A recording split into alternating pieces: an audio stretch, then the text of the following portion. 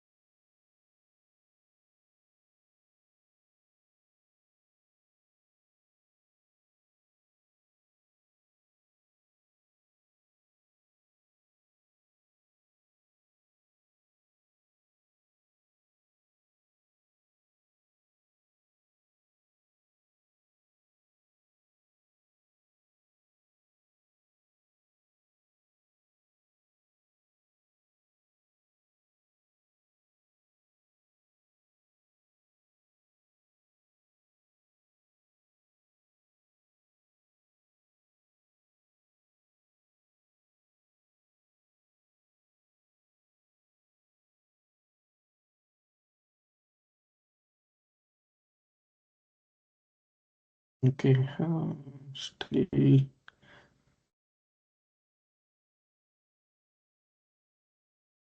let's wait for 1 more minute.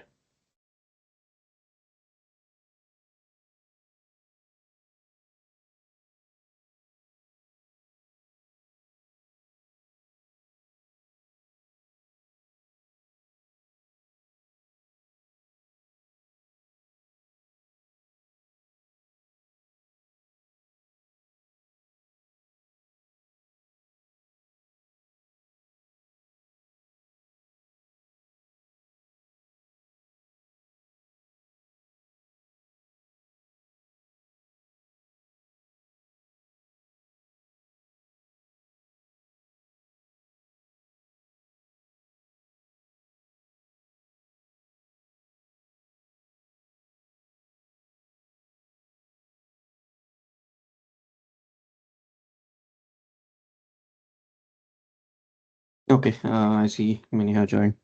Hello everyone, good morning.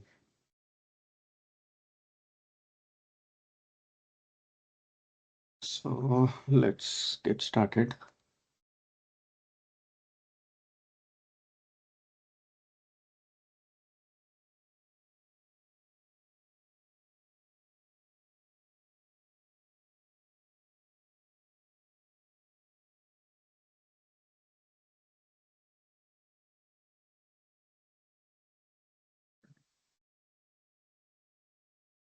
So yeah, just a quick recap on what we have discussed yesterday. So we just started with the introduction and thought of covering uh, cloud introduction, introduction to cloud, introduction to Oracle Fusion, and then introduction to OIC, right? On-premise cloud and different layers in the cloud based on what we take. Right? And we have seen what is IaaS, what is PaaS, what is SaaS, and then Oracle Fusion, right? How Oracle Fusion application has evolved. So with the best functionalities from different products, and it's built on a native platform. And the Oracle Fusion Cloud offers multiple products. Different functional domains like CRM, SCM, HCM, financial management, PPM, procurement, like this. And each domain will have different modules, right? And yeah, we've seen a need for integration, right? Integrating Fusion with any other system or integrating any two external systems, right? And for solving the requirement of an integration, we have multiple options, right? Either third-party development or third-party middleware or OIC, right? And where OIC is the one that we are going to discuss. I mean, there are multiple reasons in which we can choose OIC as our middleware tool, right? Because of performance, because of the processing time, because of the additional options it provides with the Oracle tools, with Oracle Fusion and other tools, right? All these reasons. We have seen in detail what each option means. Right. So yeah, that's all we have discussed yesterday. So any question in this or any doubts before starting a new topic?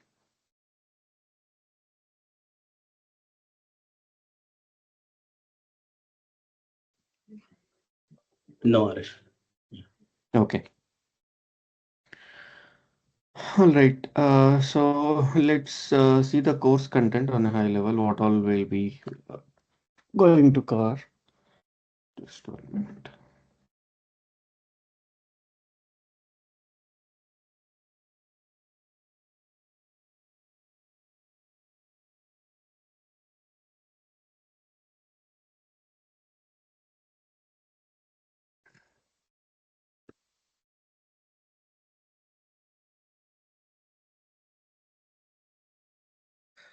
So yeah, on a high level, we cover these things. OIC is a major topic. Building several integrations using OIC, and then VBCS. So this is also like as an additional technology we are learning, right? So, but at the same time, we'll cover all the components in it in detail, right? We'll do several use cases using this, and then PCS, so Process Cloud Service, or recently it's been called as Oracle Process Automation (OPA). Right? Both refers to the same,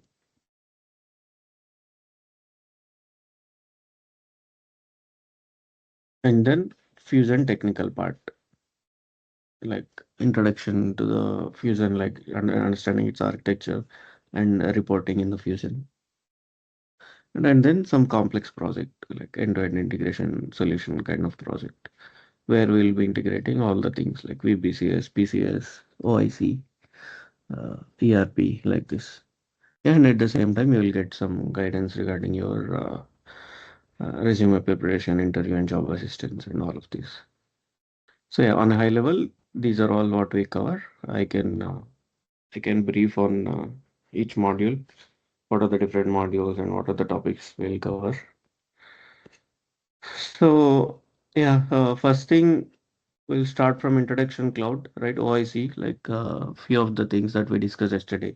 Why we choose OIC? What are the challenges that comes in integration? Right? What is OIC?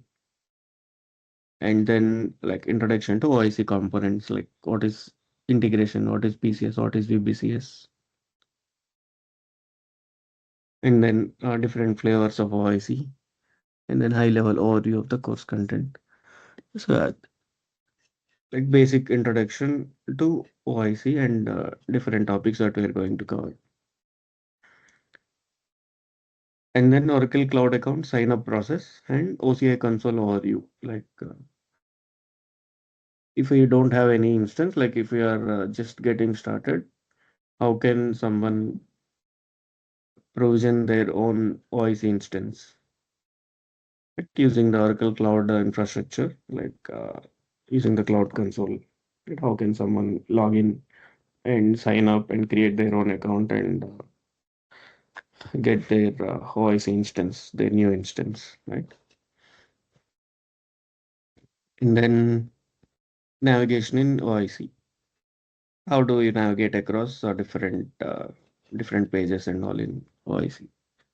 Home page and different navigation options like designer page and different features of the VBCS and at the same time PCS, like different features in the PCS. What is process, what is space, what is decision module, like those kind of things. And then the monitor page option. So anything, right? Not just developing. So once you develop, you also have to observe it, like how the transactions are going, how the flow is going. You have to debug. Right? In some cases, when an error occurs, we have to go and see what's the error, where it occurred, what are all the data points before that error, right? All of them. In order to do that, we have this monitoring page to see some metrics, and then different setting options that are available in OIC. And then web service basics, because for any kind of integration, web service are kind of very important one. So we learn in at the basic level, and we'll start from foundation level and learn all the concepts of it. Basically, what is a web service? Then what is SOAP web service? What is REST API? And then different structures like what is WSDL, what is XML, what is JSON. And then we'll test some REST APIs as well at a basic level using some external tools. So yeah, that's what, like we start from a very introduction level, right? Very basic level. And once we are familiar with that, then we'll start with our hands-on in the actual technologies. Right. So one thing, first thing we'll start with the understanding of OIC, like what are the different components that are involved and what's the development workflow, like what's the starting point and what next, like that. And then different integration patterns, or I mean, we call it integration styles or design patterns, right? Different architecture, I mean, different patterns in which we can develop integrations. And then we'll start building a REST API in OIC, right? Without writing any code, we'll we'll develop our own REST API, right? By including some logic inside it. So we'll build a REST API, and then we'll build a SOAP web service as well. And we'll build it, and then we'll enable the tracking. Tracking is like enabling for debugging kind of thing. And then we'll activate and we'll test it. And then some complex file transfer service. So as we learn basics of web services, we'll also learn how to deal with different files, right? Understanding FTP adapter capabilities and a PGP encryption.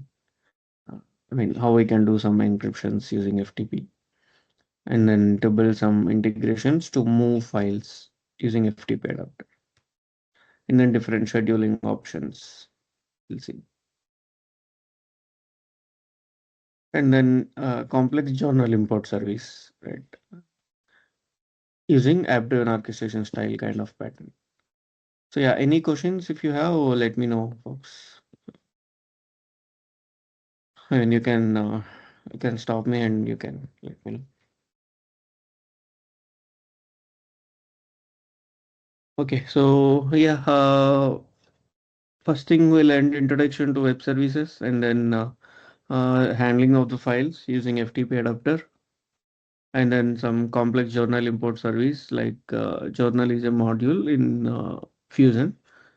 Yeah, we can either do it. I mean, most of the folks will suppliers as easy one, but yeah, we can just to cover diverse thing. We have journals here, right? So how we can import some data using web service approach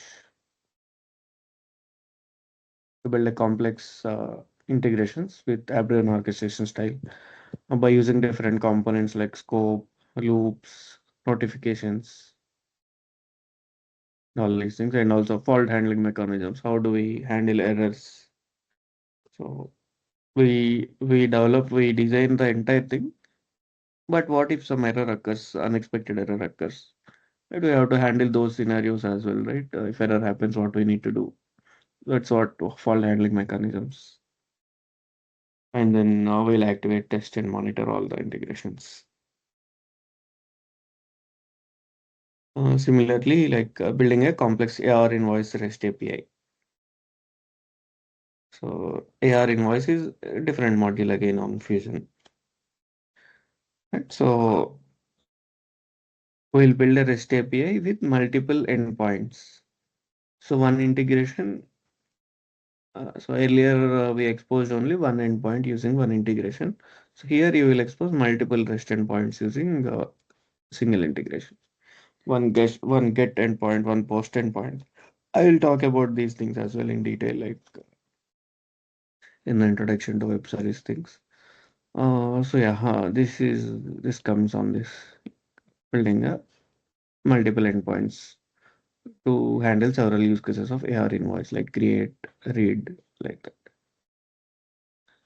And then FBDI automation service. FBDI is like file-based data import into the Oracle Fusion. So we'll first see how to do that manually. How can someone log in and perform the FBDA? And then we'll see how we can simply automate that using OIC. And yeah, we'll build the FBDI integration using scheduled orchestration style and kick off the bulk import for doing the inbound. And we'll also see what is a callback option in FBDI for OIC. And we'll build some integration to download the log files once the bulk import process is completed. And then publish an event from OIC integration. So there is this concept of publish and subscribe, like a event-driven design pattern. So we'll see how to implement that one in OIC, right? And then build integration with subscribe to event published from OIC. Like once any event is published, how several integrations can be subscribed and gets triggered automatically, right? Based on firing of an event. So that's one. And then on-premise to SaaS service with connectivity agent. So we'll source data from our on-premise files, and based on that data, we'll create several records in the SaaS. Right, so earlier we have done using web service or using FBDA approach. Right here, by placing files on the on-premise system, we'll import some data. Data which is present in the files we'll import into ERP cloud. Here we'll learn about agent group concepts. How can we establish connectivity from SaaS to on-premise? And then we'll test that one. And other use case where item updates in ERP cloud can be synced automatically to ATP database. So anytime something got updated in Fusion, ERP is nothing but SaaS or Fusion system. That we discussed yesterday, right? The different things in ERP. So whenever some update happens, like item is one module, you can consider one entity. Right? Like whenever some update happens, we can automatically sync that to external database. It will build the integration to do that and then activate and test it. Similarly, HDL, loading of the data using file-based approach in the HCM module, HCM data loader, HDL we call it.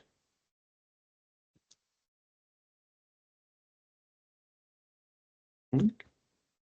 And then outbound or bulk extraction from ERP cloud.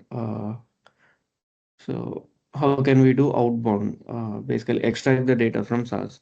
Until here, these HDL, FBDI, file-based import, these all comes under inbound, right? Importing the data into the SaaS. Here it's like outbound, like extracting the data from the SaaS so the third-party systems can use it. We'll set up outbound flow. 2 FTP. Okay, using BI report. We'll learn about BI report first and then do this. Right, using this integration style, and then we'll kick off the report and decode the output and test the published output. Right, and then versioning, cloning, migration of integration using packages. So we'll understand different concepts of, I mean, once we design or we develop the whole integrations, we have to first test it. We have to first activate, test, and monitor it for any errors or how the flow is running. And then once entire development is done in the dev instance, right, in the development environment, we'll have a need to move it to some other environments, right? Like use stage environment or UAT environment, the production environment. We call that as migration, migrating integrations from one environment to another environment. How can you do that? We'll deal with that. And then versioning. So you initially develop some version, and then you deployed it, and later tomorrow there is some new requirement that has come in. Right? You will create a new version because the old version will be kind of a will stay like a backup, and then you will create a new version and do your changes. Right? If the changes are minor, you will go with the version. If there are major changes, like you don't want any dependency, like from one version to other version, and you want a different set, I mean, which you will do want to do major changes, then you will go for cloning. It's like copying, right? Cloning or copy, both are same. Copying a whole integration or creating a new version of an integration. And you will see in details, and we'll also see what is a package, how you can do migration using package, or how you can do migration using integration archive files. Right? Those are the different topics in OIC. So any questions? Any any doubts?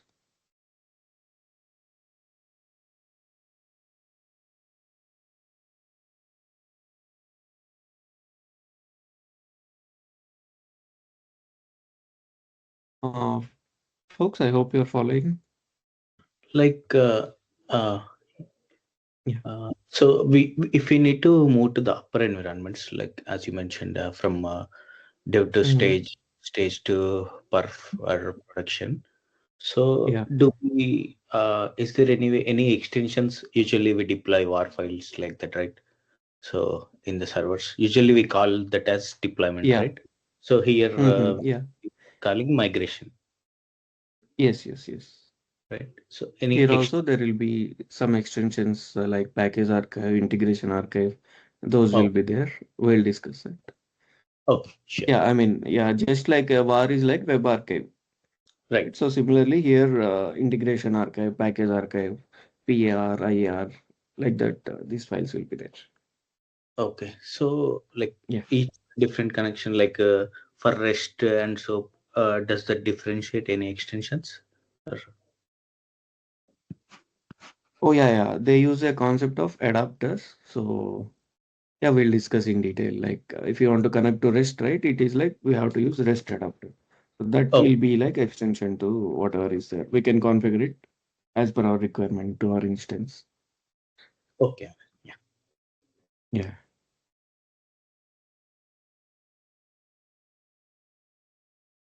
Okay. Good questions. So yeah, that's on OIC part, and then we have VBCS part, right? So introduction to VBCS. We'll start with the foundational level introduction. All the things that are required, like what is VBCS, why this is used, and then we'll explore on the different components that are involved in VBCS, and then different data sources that are available, like what backend we can use, what are all the different data sources that we can utilize. So managing the entire life cycle of VBCS application. So VBCS means Visual Builder Cloud Service. So by using this tool, we can simply create any website. We have to call it web applications. right? Any application that can be accessed over the browser. So, and that has some functionalities as well, some logic attached to it. Like it can call SaaS, it can hold some data, it can display some data, it can do basically all the CRUD operations, right? Visually, like it will have some buttons, it will have some tables, like all of that. We'll see how to do all the different things using this.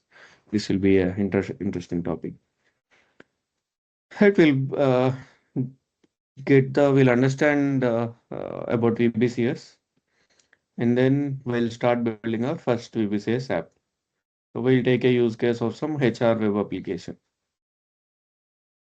it using VBCS, because most of the time a lot of customization will be done in the HCM modules only. We've taken this as an example. So we'll use a concept of business object. So where we have some data in the Excel and we can use them as a data source. So we have some data in our Excel file, how we can load that data and how we can display the data in the VBCS app. And we can see how we can use charts in the VBCS space. And yeah, before that, the basic building blocks of VBCS we'll understand. And data type, variable, page, routing, action chains, all the different components that are involved. You will learn in detail, but yeah. So, and then activate and test the VBCS app. So using data from Excel and business objects. And then using REST services in VBCS. How to use REST service as a data source. We'll have web services, REST APIs, the get REST APIs, which gets some data, right? How we can use that as a data source and build a page to display the data.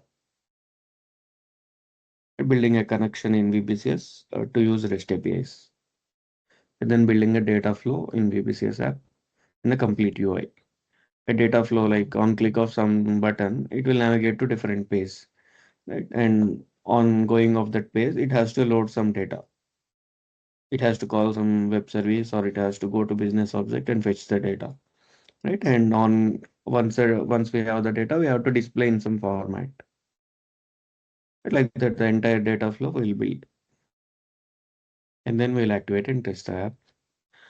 And then PWA, like once we have built an app, how we can enable it to be available as a mobile application. Right?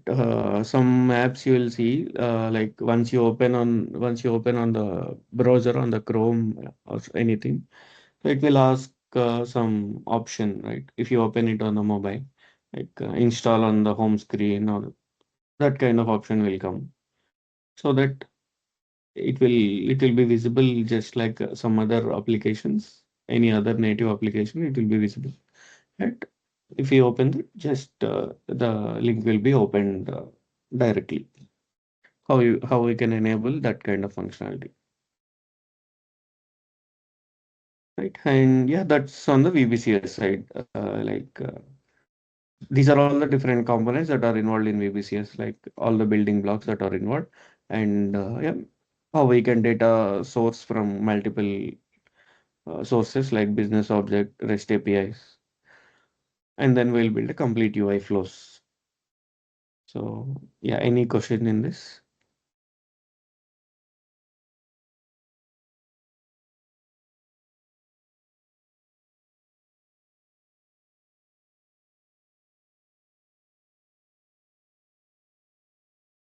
Okay. Next thing, yeah, let's move on.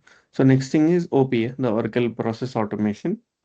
Uh, so OIC is for doing integrations, integrating one system to other. VBCS is for building front-end applications, visual applications. This PCS is for building some processes, right? What kind of process? Let's say someone submits something. It needs to go for some approvals. Let's say employee submits something. There are two roles, an employee and a manager.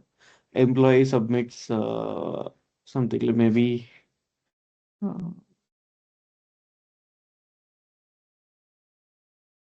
okay, maybe some leave. Let's say employee submits some leave application, right? It needs to go for manager approval, right? That's a human is involved. So and then once the manager approves something, it needs to be updated in the system. Or if he rejects, it needs to be notified. Right? Like that, if there are multiple parties involved and any human action is required, then we go for PCS. Like different roles, each person will be able to do different actions, and we'll build the entire process. We'll design the entire process. And sometimes these things comes, right? We can automate certain decisions, like let's say placing of an order. So if the order amount is less than some value, let's no, let's auto approve. Let the manager, not the manager, yeah, the higher management, they can automatically approve if the automatically approve the order if the amount is less than something, or if the amount is in a certain value or greater than something, we want to seek higher management approval. Here also different parties, right? The someone places the order and someone approves the order.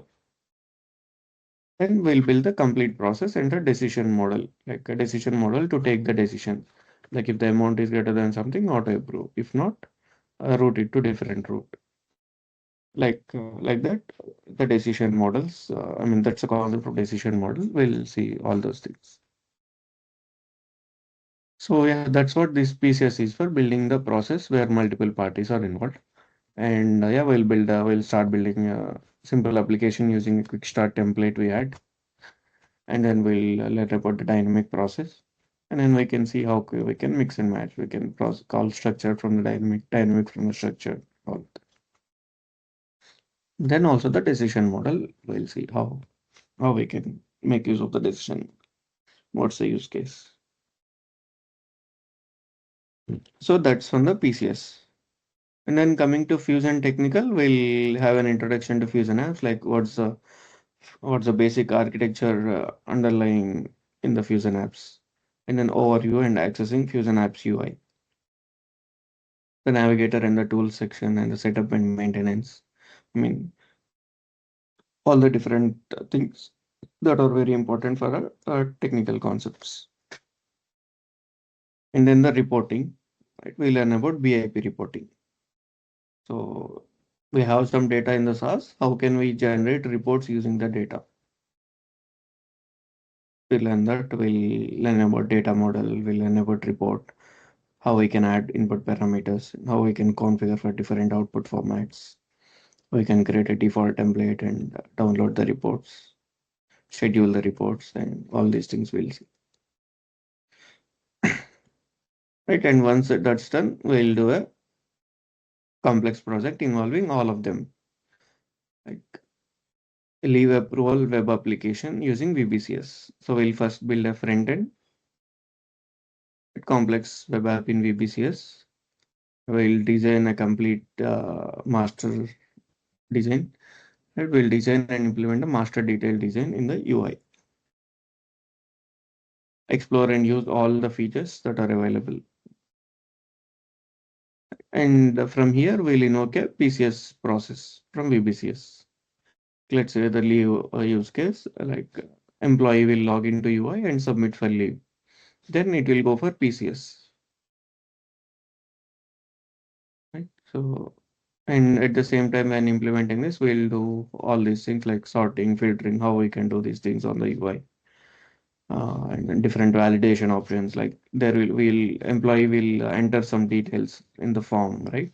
How we can do some validations, and how we can make use of some JavaScript function to do custom validations. Then we'll activate and test it. And yeah, here it goes for PCS, right? We'll also need to build a process application, complex leave approval process in PCS with the multi-layer approval process with the conditional rules. Right? And then we'll design a form and attach it to trigger connection in PCS. From here, the data will need to come to PCS, right? So for that, we'll attach a trigger form. And then we'll register and invoke internal and external APIs from the process cloud. And then build a PCS application tying all the components together. Right? These are, I mean, in PCS, each thing is different. Like form is different, APIs are different, approval process is different. Right? And finally, we'll build all of them together to form a final process application.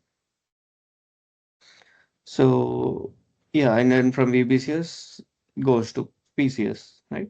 So once someone approves, something needs to happen, or someone rejects, something needs to happen. Right? So based on that, that something, whatever needs to happen, we can do in OIC. Right? We'll build some REST API using OIC, and then from here we can invoke this REST API. So on approval, we'll call this API. On reject, we'll call some API. Like that, we can take this instance. So yeah, we'll build a complex REST API. PCS will invoke this API once the leave is approved, and REST API to receive the leave ID from the PCS and pull the leave line related details from VBCS.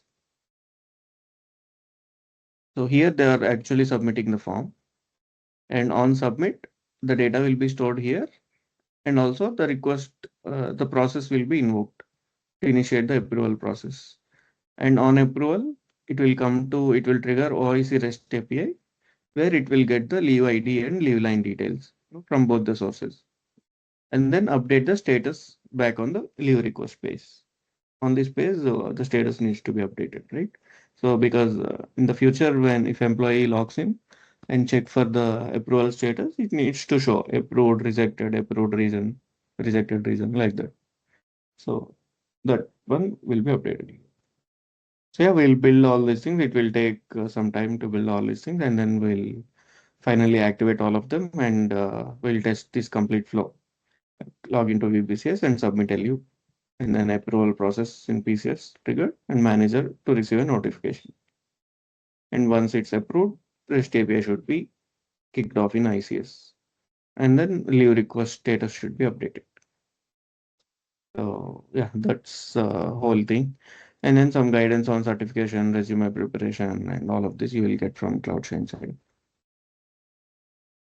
So this is a detailed course content, guys. So I mean, any questions you have, like any topics in your mind that are we going to cover or not?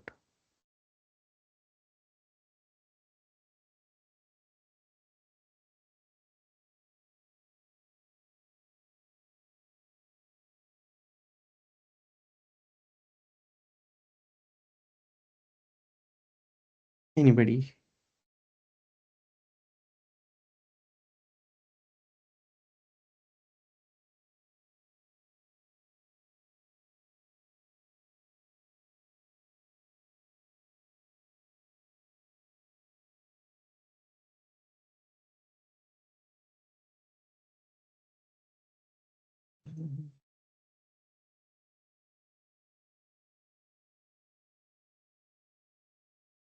Okay, yeah, that's on a high level. What is OIC? What is VBCS? What is PCS?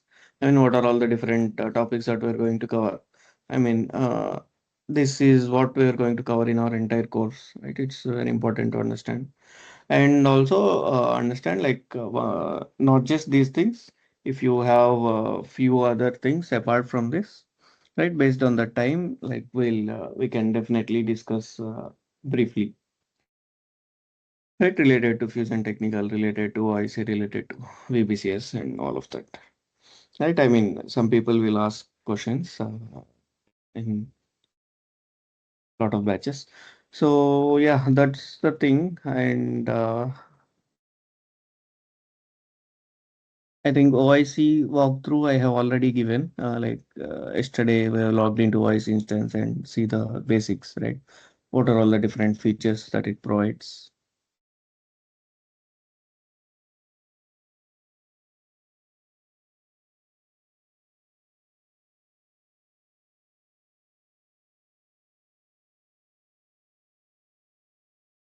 today. Let's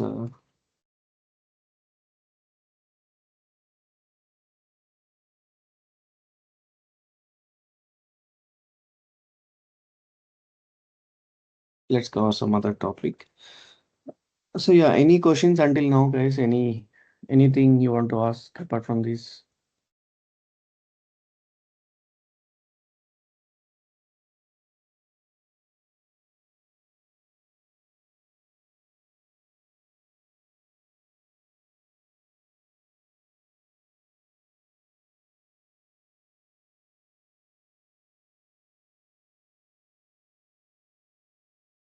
No, sir. Okay. Okay, great.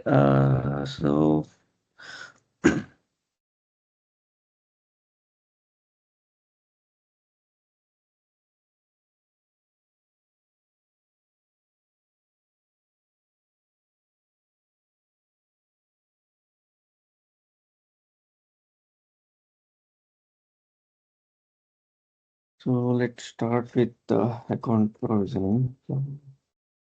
Okay, let me show you this one.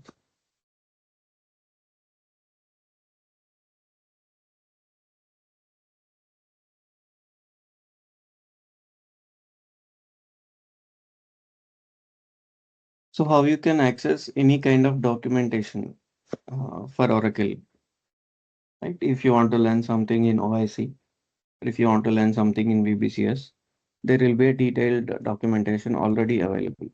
Right? So the place is just go to docs.oracle.com. This we call it Oracle Help Center. Here we'll have all the documentation about all the Oracle technologies, be it the infrastructure, OCI side, uh, the Fusion side, and different cloud applications. You want to learn Java, you want to learn database, you want to learn some other systems, operating systems, on-premise applications, different kinds of services and products we have. And out of all of this, our OIC falls under this integration. Right? From the cloud infrastructure, we'll have multiple services,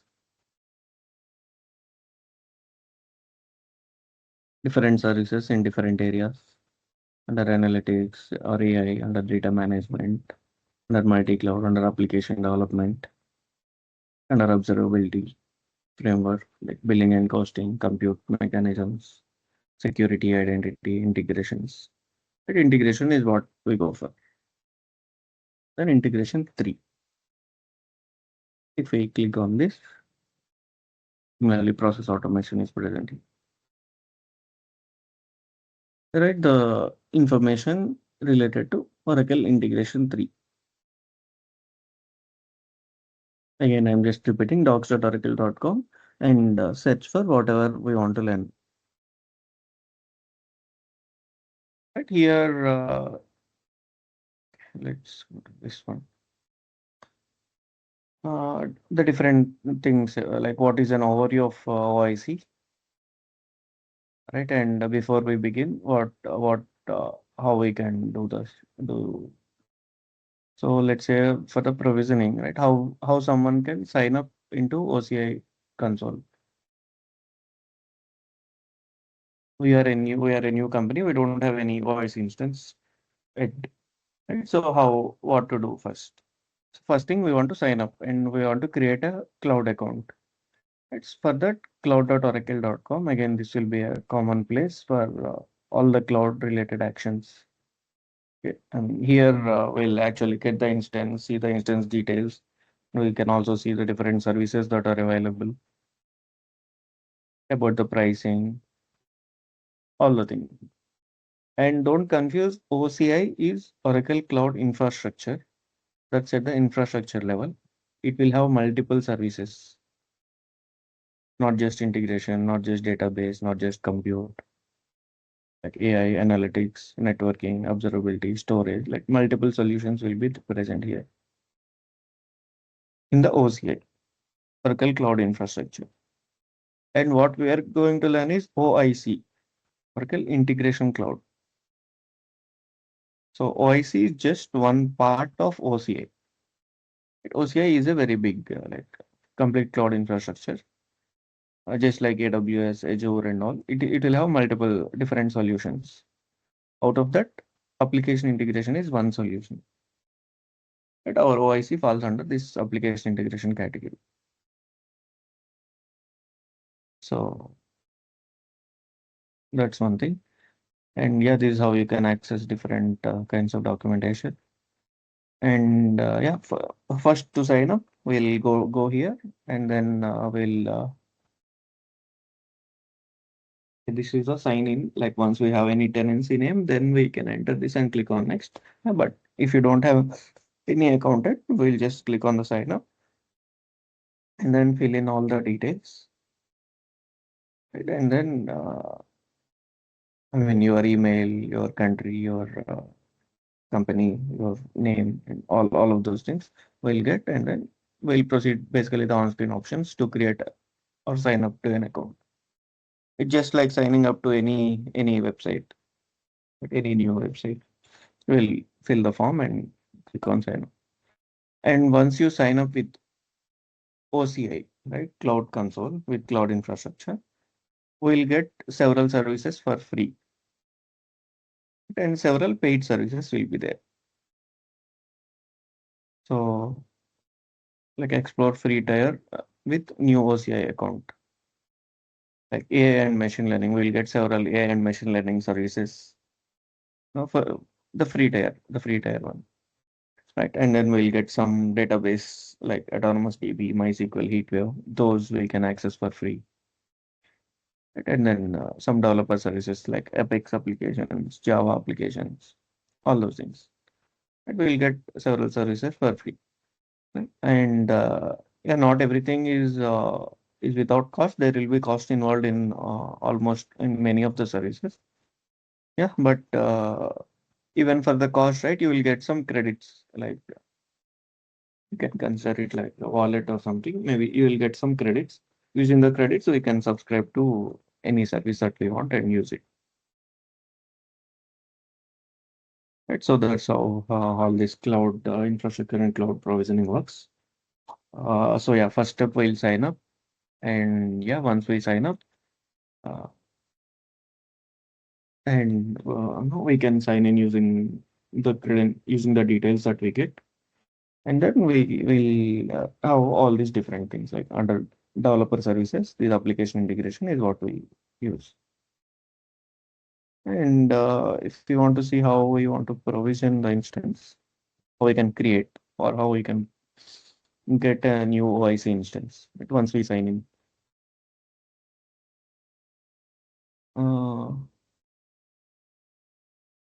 Okay, so after signing in, we'll go to the specific region in what data center, and it will show a list of data centers that are available in use a language. Okay, once we sign in, something like this, the screen will come. In what region we want to go, we'll go there. And then under developer services, application integration. Right? Like once we log in, this is how the screen will look.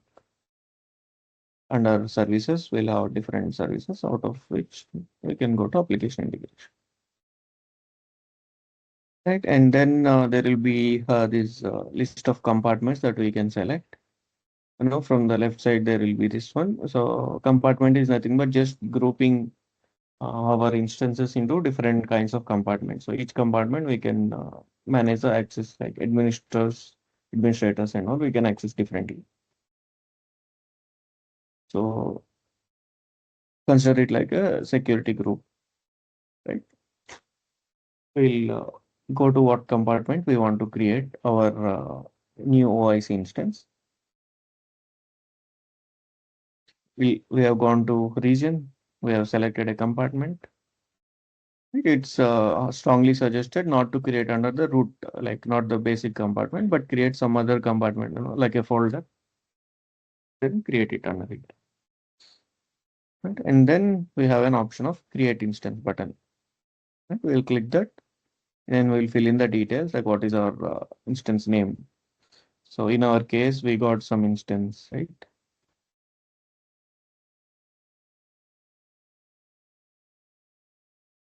yeah, we got this link, right? So this is will be our instance name.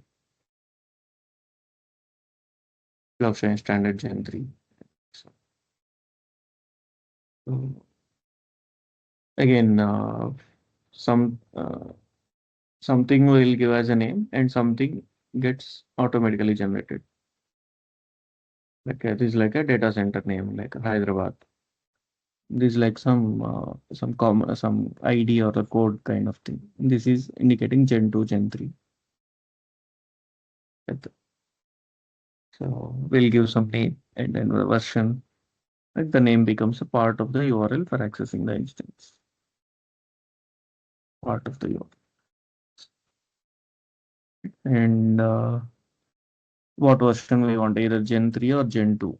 Gen 2 is kind of older one, so generation 3, which is the latest one that we have. So the look and feel will be different, and some integration patterns will be different, and there will be few differences between Gen 2 and Gen 3 integrations. So why it is still active is because a lot of companies have already implemented in the Gen 2 earlier, right? There are some changes that are required for them to be migrated to integration 3, right? So because of that, integration 2 is still active.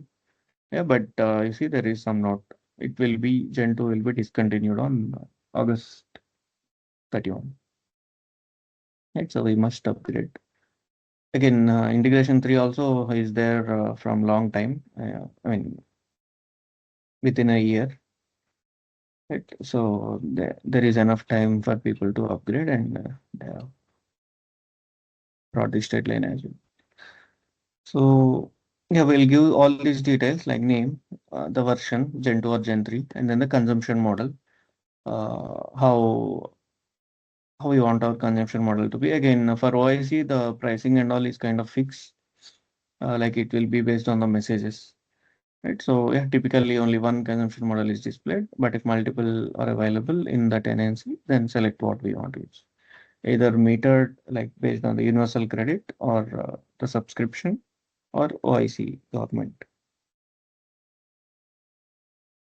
So again, yeah, like I said, right, once we sign up to account, we'll get some credits, or we can also buy the credits, right? Using any of the payment methods, we can buy the credits. So that credits can be used to pay for our instance. Right? Or we can follow different kinds of subscription. We followed OIC for SaaS, or OIC with ATP, like that. We have seen two options, right? This SaaS is nothing but at least in any of the integration we do, at least one touch point with the SaaS needs to be there. That's the kind of this government instance is kind of a different one, like government related activities. So, and then the edition. So there are again different editions, the standard edition, enterprise edition. So this healthcare is kind of a new one that came because of Oracle's tie-up with healthcare industry. So yeah, earlier it used to be just standard and enterprise. Standard includes all the standard adapters, Visual Builder, and the file server.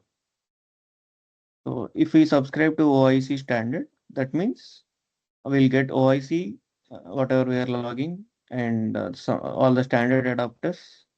I mean, we'll discuss what are standard, what are enterprise adapters. There will be few adapters additional to standard, in the enterprise. Yeah, we'll get all the standard adapters and all the recipes, accelerators, and Visual Builder tool, and then the file server. Nothing but like a FTP server. We'll get inbuilt OIC inbuilt FTP server.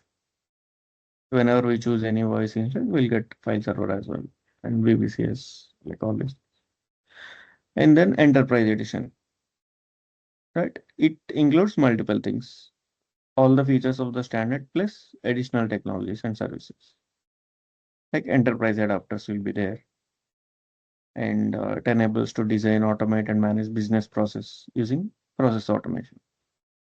Process automation won't be there in the standard, only in the enterprise. and similarly some UI-based automation using robotic process automation,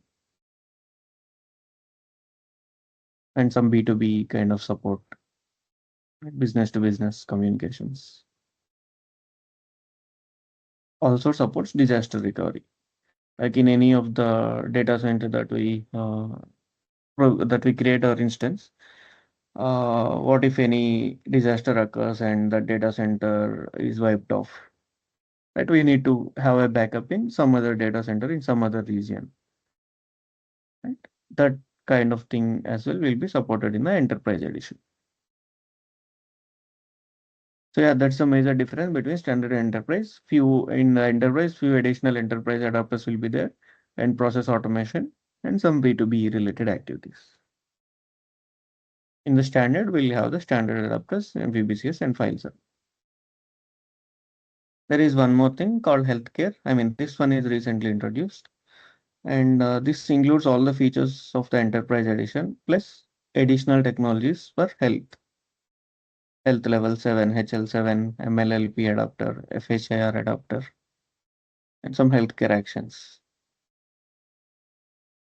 And this is available only in few tenancies that have universal credits. And this one also supports the disaster recovery.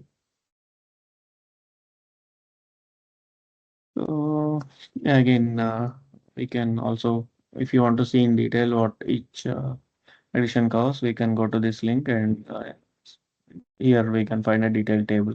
What are available in standard, what are available in enterprise, what are available in healthcare. And if we talk about what is enterprise adapters, these all comes under enterprise adapters. E-business suite, the on-premise one, the JD Edwards, enterprise one, the Cyber Analytics adapter, the SAP adapter. All these comes under enterprise adapters. So yeah, if you take PCS, it will be available. It won't be available on standard. Enterprise adapters not available. B2B not available. Like all these things, like healthcare related stuff not available anywhere. Only in healthcare edition it will be. And then the data retention. Nothing but whatever we are running, the logs, right? The logs will be available only until the data retention period. Then the disaster recovery feature. Any unexpected thing happens, we need to recover the things, right? So like a backup. So yeah, those that's the detailed thing on the edition, enterprise edition or standard edition we can choose. And in the shape is nothing but we want to the new instance that we are creating, is it like in a development shape or production shape? So development instance receives updates 2 weeks before the production. So again, this is pass, right? This is everything managed by the Oracle itself. So we don't have major control over it. So even updates as well. So they will regularly release some updates or some bug fixes, you can think, or some updates, the new features. All of them, right, in the development instance, 2 weeks before the production, they will be released. In the production, 2 weeks after deployment of the development instance. Right? So yeah, like this, we'll select a shape and license type, either standard license or bring your own license thing. Right? Again, when you come to licensing, there will be two things: standard license, which you will normally buy directly on the cloud, or if you have existing Oracle's license, existing Fusion middleware license, that comes under BIOL, bring your own license. So that one also we can use to buy something on the cloud. So different things on the license type, and then the message packs. Here all the billing, all the pricing works based on the message packs, like how many messages were going per hour and all of that. Okay, we can discuss these in detail. Yeah, but on a high level, right, we will fill all these details, all the different details that are involved, and then once we click on create button, Right? So sign into Oracle Cloud Console, we sign in, and then we'll go to this place of integration, application integration, and then we'll click on create. I mean, we'll select the compartment, we'll click on create, and then we'll fill in all the details and then click on create. So then it will take some time, not days or weeks, but within minutes, we'll get an instance. A new instance got created for us. It shows the status active once the integration is built completely. So then we can simply open and use it. Yeah, that's how any instance we can provision. Not just OIC, for if you want any other service as well, the initial steps will be similar. So we'll sign in first. If you don't have account, we'll sign up and then sign in, select a region, select a compartment, and then create. Right? Like that. Any kind of service, if you want, it will be similar. You just go to the respective service and select what we want to do. If you want to take database, we'll go here and then go to what kind of database you want and then create it. Fill in the basic details that are required for creating like all these things and then create it. So yeah, that's the thing, guys, how you can sign up and the cloud infrastructure console and how we can provision a new integration instance. So any questions in this?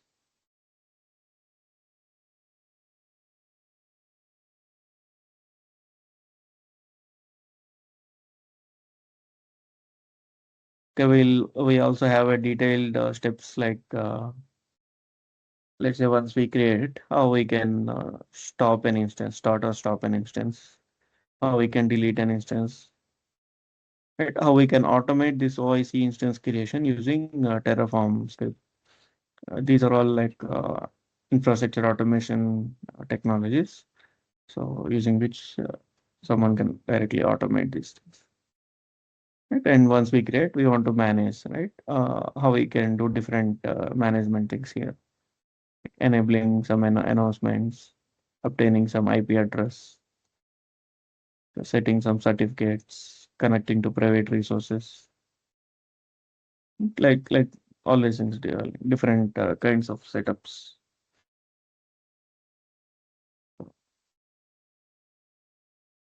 And also one more thing, the roles and privileges, right? So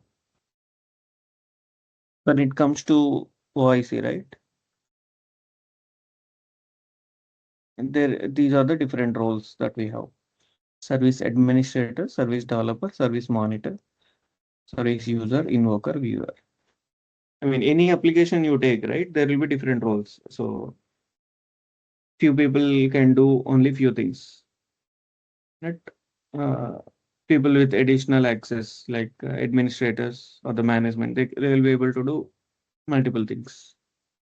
Right? Like that, there will be different levels of roles that are defined, and each one can do different kinds of action. Let's say if it is integration, uh, the service developer only can develop. Admins can do major, almost all of the tasks. So at any application, admins will have access to everything. The service developer will have access to create them. But other roles like users or the invokers, they won't have access to create.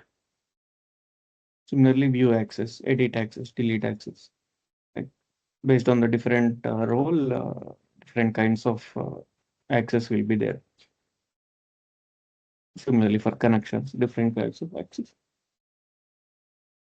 Lookups, I mean, you will learn about what is connection, what is package, and all these things. But yeah, just we'll have different roles, and some role will be assigned to the user email. Like once you try to log in, you will enter some username, password, and all, right?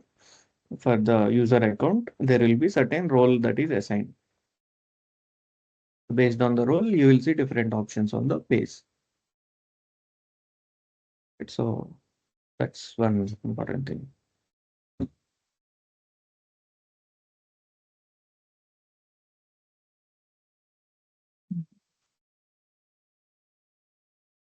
So how do you provision that role, right? So how do you give that role to any user?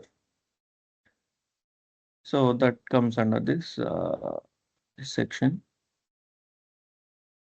So again, for doing all these, for managing all the users and all the security related things in cloud infrastructure, right?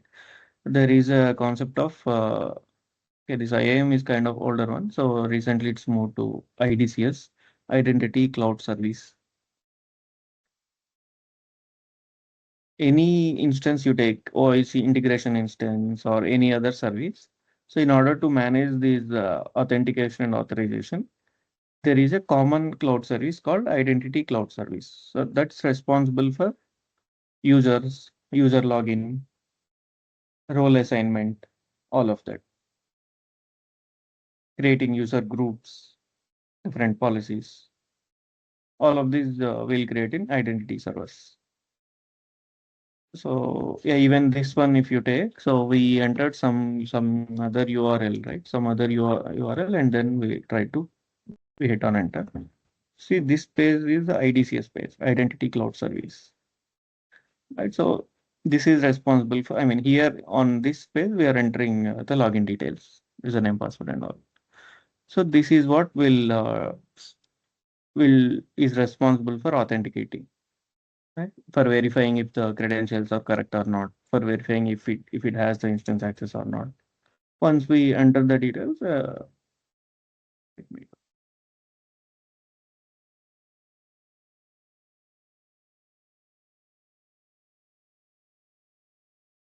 once we sign in, again it's redirected to the normal instance. So since the user is having the right access, it has allowed to go into this. If not, it won't allow. Right? This kind of feature is common for any of the cloud application that you take. You log in, it will the IDCS will first check for the authentication. Right? That's where all these identity related things will be managed here. So different policies, it's fine, but okay, let's see this one. How we can assign integration roles to the groups.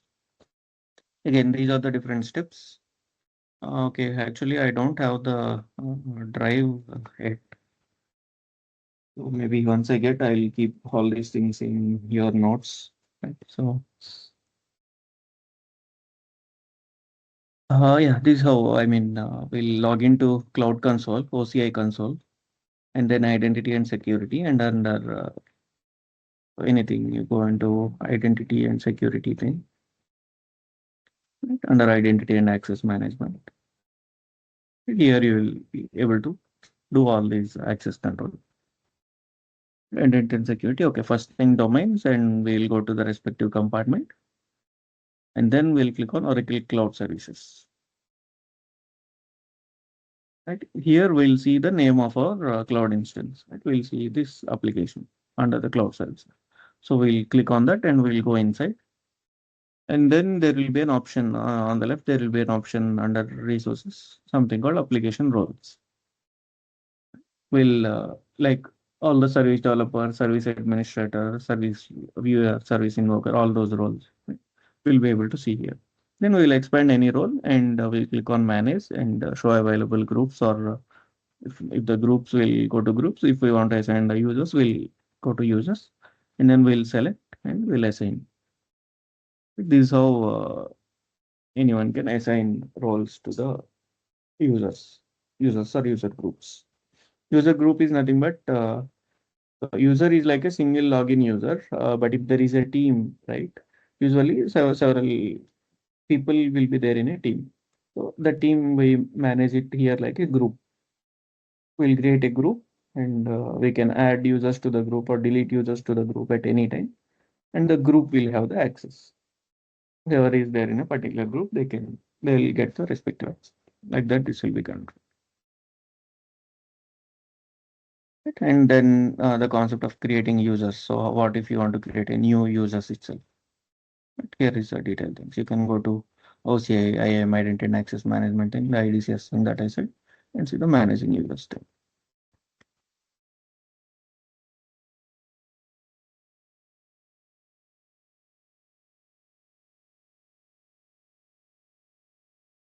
Let's say if we go to creating a user. Okay, once we are logged into IDCS, then there will be create user kind of button. Using that, we'll fill in all the details. And then once we like first name, last name, email address, and all. So once we submit, they will receive an email asking to reset the password, create the password, and all. That's how we create the user, right? So yeah, those are the different things in our initial content, folks. So okay, let me just summarize. So we are discussed on the course content today, like what all we are going to spend time with on our detailed course, and then cloud account sign up process, right, which is our first topic. So how can someone log into cloud and create account in the cloud and create any instance in the cloud? In case of Oracle Cloud, it's cloud.oracle.com, and then sign up and fill in your details and create your account. So along with your account, you will get few services, I mean, few free tier services and few paid services. And few services will be like 30-day free trial, like that you will get. There will be a lot of services. And in order to provision OIC, in order if you want to create our OIC instance, we'll follow these steps. So first thing sign up, and once the sign up is done, we'll create our instance. So for that, we have the detailed documentation here. We'll go into respective page, and then we'll go into respective area, like developer services application integration, and then we'll select the respective compartment and then click on create button and fill in the details. We'll learn in detail about what is each and everything. Version, Gen 2, Gen 3, consumption model, standard enterprise editions, uh, the shape, the license type, the standard license, and VIOL, bring your own license, the pricing, the message bags, and then some additional options if you want, disaster recovery and all. It will learn all these things, and then so we fill in all the details, we click on create, our instance gets provisioned. And once we have the instance, we will also need to assign roles to the different users, right? We'll need to give access to this instance for different people. For that, how we can do? Either we want to create a new users or we want to assign roles to the existing users. Right? We have seen that one, how we can create the roles, how we can create the users and all of that. Go into IDCS server and you'll have the create button. Or if you want to assign this one, so here itself once it's created and once you open it, you'll have a resource option where you will have a list of application roles like service developer, service administrator, and all, and you will open any role and manage and give the access there.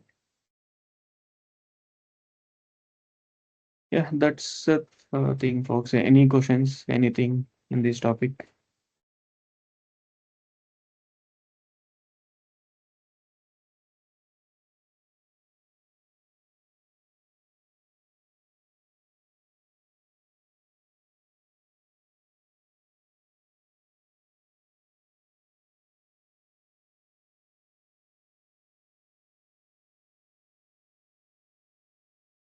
Okay. Yeah, if not, yeah, from tomorrow, right, we'll start and I'll also get all the drive details, and also we'll have a common drive where we'll maintain all the resources, like whatever we are discussing in the session, like the notes or the presentations, and all of them will keep in that common drive where you will also have access and you can also refer at any time.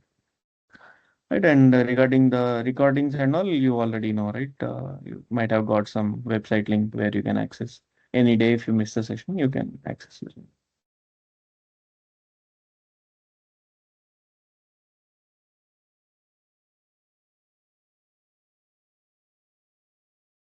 Okay, any questions, or did you understand these things clearly?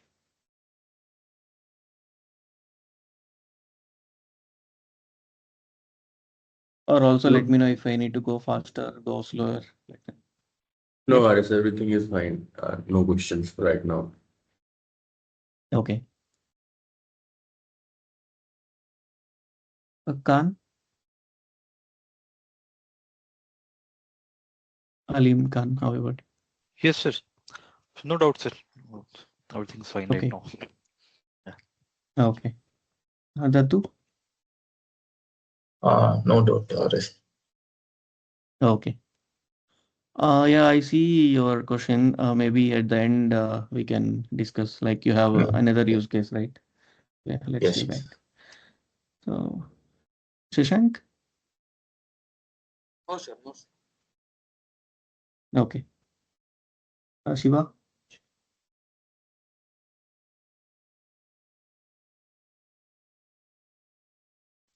Yeah, Hi, I'm good. Shiva. Any? Yeah. Okay. Mm, Okay. Vikash? We don't have any doubts. I think it will be clear Okay. when we're doing any practical more. Yes, yes. Yeah, yeah. All right. Okay. Then thanks, guys. We can wind up for today. We can meet tomorrow, same time, 7 a.m. Thank you, everyone. Sure. Thank you. Thank you, sir. Thank Thank you, you, Aris. sir.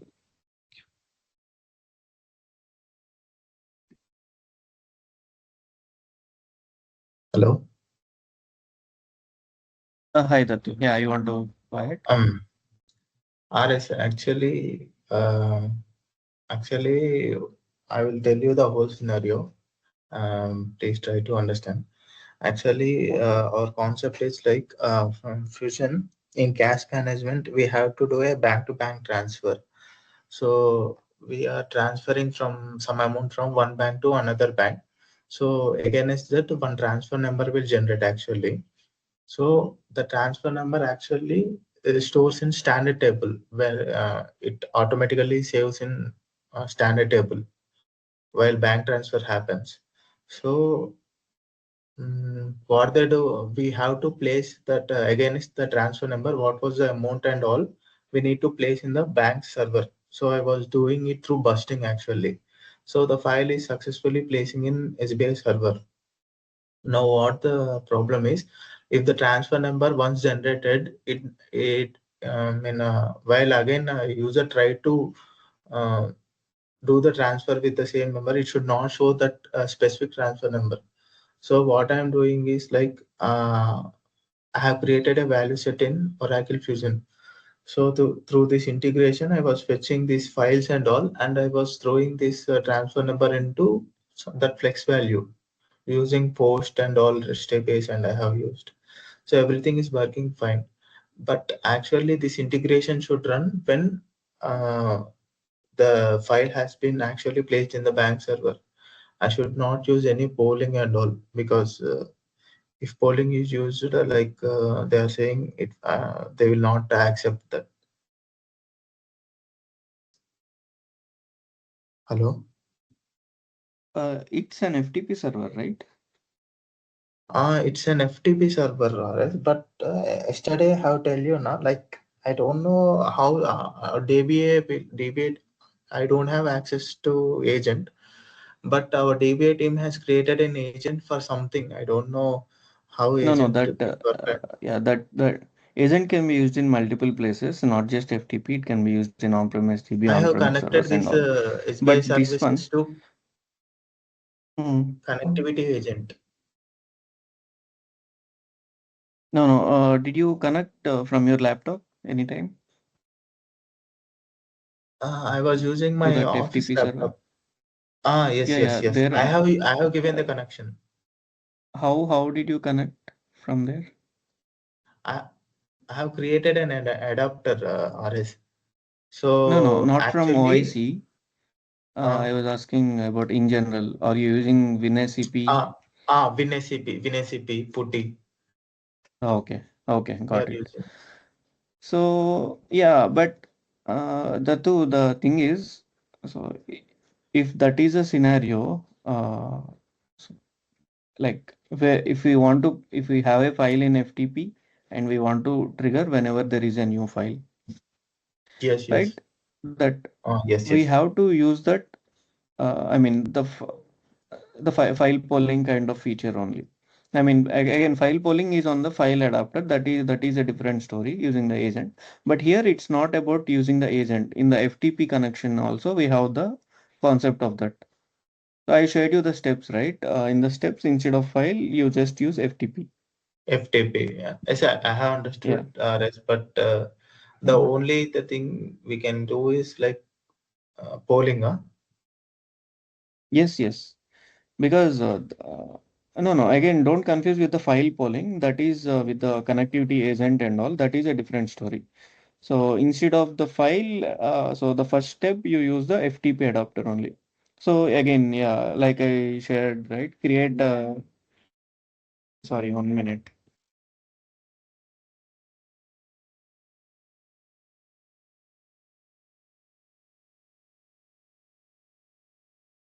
Yeah, is it clear now? Yeah, yeah.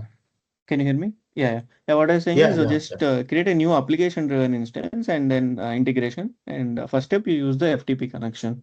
So there you will see this. Maybe I'll share the documentation as well if you want.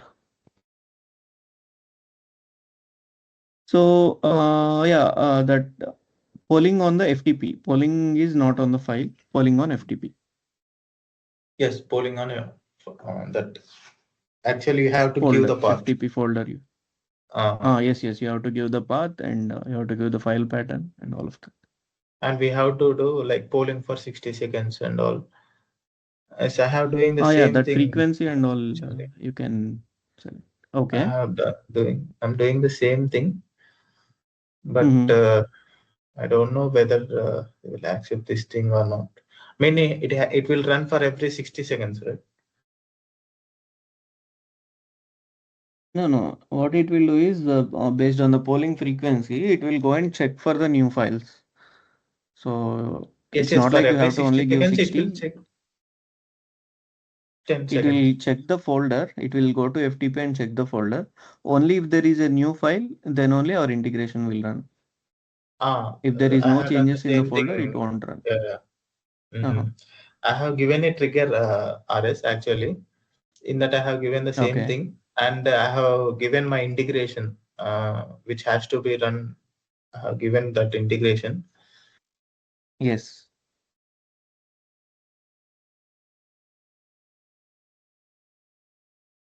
Hey, you went on mute. RS. Actually, Yeah. I have shared you one. Now I have shared you one picture. That is the thing I No, have done. actually, yesterday also I'm not able to see Actually, the that picture clearly. Yeah. uh, now it is clear. RS. Small thing I have shared you. Yes, yes. In trigger, I have Yeah, used I can see it. our FTP, and I was calling my integration Okay. through that. But here RS here in FTP in delete files after successful retrieval, it is like mm, I can't Oh, able it will to delete the untick this one. files on the bank server. Yeah, yeah. You should I should uncheck that one. If I the can't delete is able to uncheck. selected, I oh, is can't it? able to uncheck it. It's like while I was like yeah, creating this trigger, it is automatically it is coming like delete files after successful retrieval. Is it Okay. possible to uncheck? Uh, it should not come. I mean, it should be unchecked by default. So maybe you can try to create a new one and don't check that. Uh, It could be a bug. This actually this earlier polling is there only on file. It's not supported on FTP. So that's a recently introduced one. this So yes, yes, yeah, yes. it could be a bug. Yeah, yeah. So yeah, Uh-huh. I just maybe try to create a So new integration without selecting. That's the only thing I can say. If not, someone would have raised a bug already. Maybe it will be resolved in some updates. RS, one thing I need to know, like what actually agent, why we create the agent actually to build the connection between on-premise and cloud. Yes, yes, yes, exactly. But we can do it in OIC also, no? We are having cloud in, connection, and we can also give our connection to our database also. Uh, so if the database is public, we can directly access. But if the database is having some proxies, Right. I mean, most of the Uh-huh. time they'll have firewalls and all, right? Okay, Yeah, private. proxy VPNs and yeah, yeah, So for at that connecting time we to can those create. restricted. Yeah, yeah. Okay, in agent, I don't have Okay. one Yeah, thing, yeah, RS, like yeah, I yeah, go don't ahead. have access to agent in my office. Like what exactly we can give in agent, like on-premise connection? Huh? Maybe, I mean, we'll discuss in detail when that comes. But yeah, just to answer you, right? So, agent is something to connect to restricted network, right? So, what happens is we'll just define an agent here, and on that restricted network zone, right? Someone will log in and install the agent on that system. So, let's say Yeah, if yeah. it's on-premise database or on-premise file server, those admins will log in and install the agent there. So, yeah, that's how the Okay. connection will be established. Yeah, we can in from OIC side we can just see if the agent is active or not, if it is running or not. So Uh-huh. Okay. yeah, yeah, that's the concept. We'll define it here and we'll download it and share to the other admins. They will log into on-premise or any restricted network and install it there. Uh, RS, one more thing. Like if I use this Yeah, polling okay. frequency for something like 10 seconds or 20 seconds, like it will throw any hanging issues or anything like that. No hanging, no errors, but consider this processing time, right? Give some processing delay respectively. Also, I I have mean, given don't 30 give too seconds much less. also. Yeah, don't give too much less because I mean, based on your requirement, you would know, right, how big the file is and how long it might take for the file to be read into the integration. So yeah, make sure to give double Yeah. the time of file processing. Yeah. Uh-huh. Okay, okay. One more doubt, because like through busting we can process this one, like through busting we can call the this integration to HTTP, giving this Oracle connection and all OIC connection. No, no, through HTTP option. Yeah, yeah, you can try that. Yes, yes. So busting, is it possible? Okay. Okay. Oh, okay, no, busting have the fixed options, right? In the busting only email, FTP, UCM, the fixed options only there. I'm not sure if HTTP is there, HTTP, but using the HTTP is schedule there. job, uh-huh.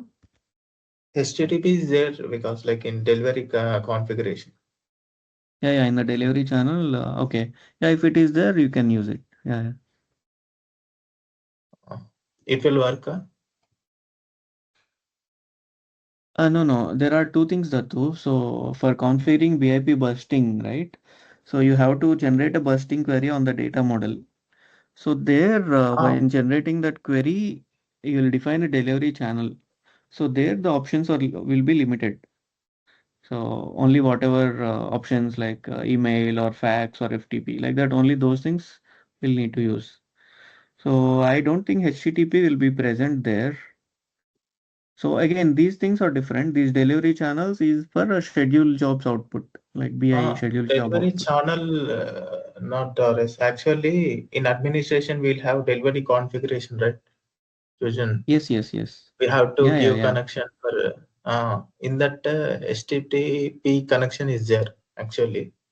Yes, I yes. have Yeah, yeah. given this connection actually, but I was using, actually I was throwing this SBI file server using busting itself.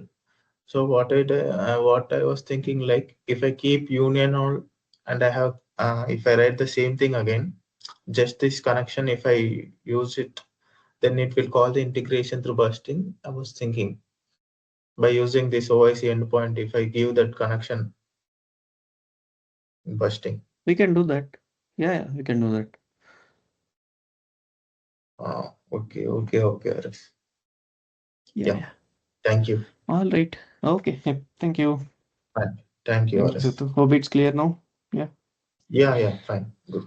Yeah. All right. Thank you, Bye. Aris. Yeah.